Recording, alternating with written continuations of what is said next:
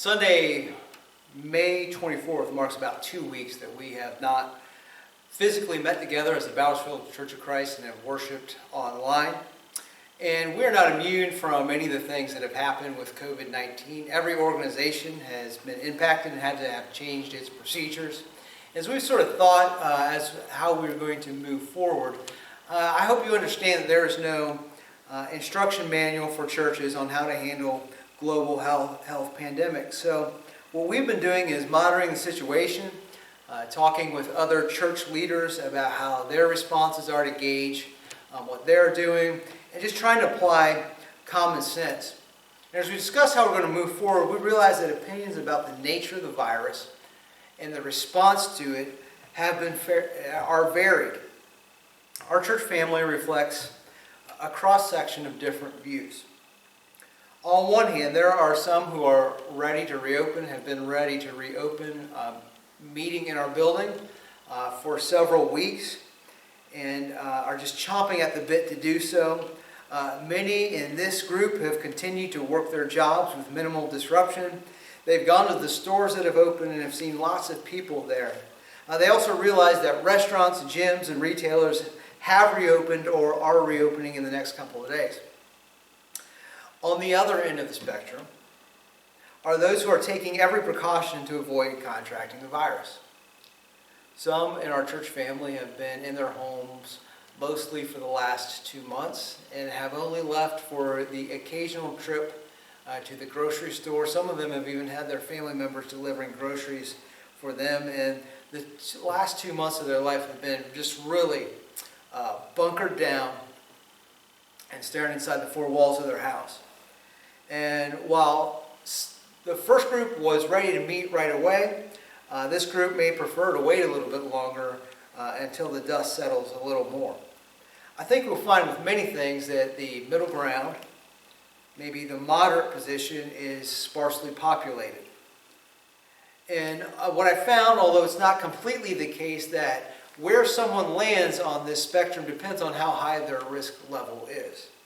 And so as we think about what we're going to do in the coming weeks and months, before I share details, I just want to talk about my goals for our church family at this time. First and foremost, I want us to remain united. I think that happens in a couple different ways. It's mostly by the attitudes we have towards one another. I hope that each person can have a spirit of understanding. I hope that we can be humble enough to realize that right now we don't have enough information to know anything completely for sure. The information is going to be coming months in the future, and then we're going to be able to look in hindsight what's happening and what's not. And so, since that's the case, since we don't have all the information we need to make perfect decisions, we need to respect each other's point of view. And without necessarily agreeing with it, we can disagree agreeably. We also need to have empathy for the other person's point of view. We should realize that some people that we care about are really scared, and yet others are really frustrated by the disruption that's caused by the restrictions. And for me, both points of view are understandable. And as we weigh when we're going to reopen, I think that it would be unwise and even unfair to judge anyone who decides to wait as long as they need to feel comfortable returning to our building. The church is, after all, not our building, but the people that fill it. And our connection is based on the blood of Jesus. It does not depend on being in physical proximity to each other as soon as we decide to meet again. And so the first goal is for us to have unity. The second is to serve everyone's needs the best we can. That means even as we reopen physically, we're not going to be pulling the plug on online options like Facebook and YouTube. We will continue to do those into the foreseeable future. The phrase that's been used a lot is we can walk and chew gum at the same time, and we can do that as a church. We can both provide online options and meet physically, and that's what we intend to do. And there are some that think once we reopen the doors, the other things are going to dry up, and that's going to make their decision even more difficult, and that's simply not the case. And really, as we forge ahead even beyond COVID-19, I have a sense that digital media will likely have a larger role in our church life and our ability to reach out to our community. So here is what we have decided to do. After several months of discontinuing physical meetings, we're aiming at resuming meeting together physically on Sunday, May 31st. That date means that we will resume before some churches and after many others. And I just want to talk about some of the things that we have done to be able to prepare for this and are doing so that our church can reopen safely. And, as I say these things, we'll continue to make adjustments as the situation evolves. And so the first thing is obviously related to health. If you are sick, running a fever, or have any of the symptoms associated with COVID-19, and we're all well versed with them at this point, just please stay home. My nightmare scenario is that someone in our church family contracts it in our worship gatherings. We don't want that to happen, and only us all being cautious and vigilant can that happen. Also, and I want to reiterate this, if you don't feel comfortable attending May 31st, we completely understand. I don't want anyone to feel pressured to return and to walk into a building you don't feel comfortable in. So just please don't think that people are going to be thinking in a judgmental or strange way about that. So that's health. And cleaning, all surfaces that someone may touch will be cleaned during the week with disinfectant.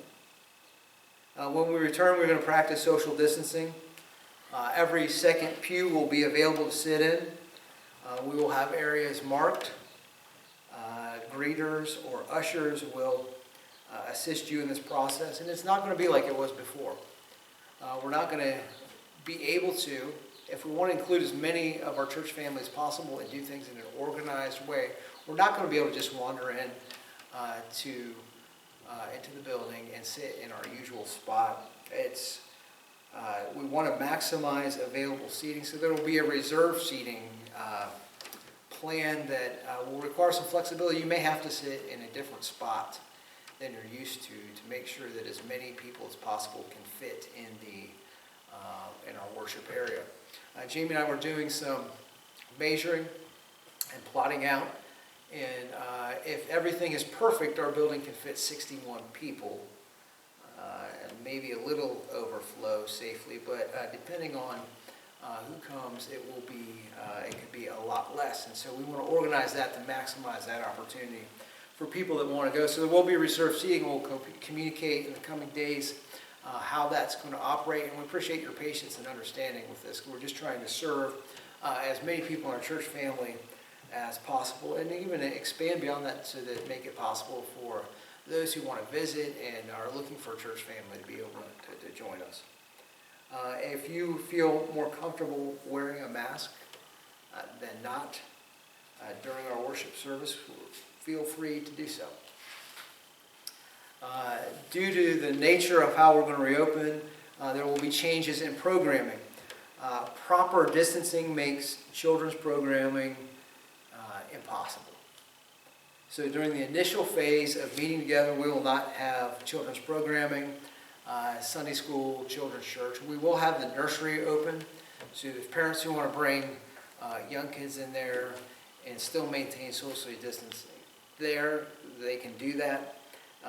So that's where we are with that. And as valuable as kids learning in age-appropriate ways is, families worshiping together is an incredible silver lining to that.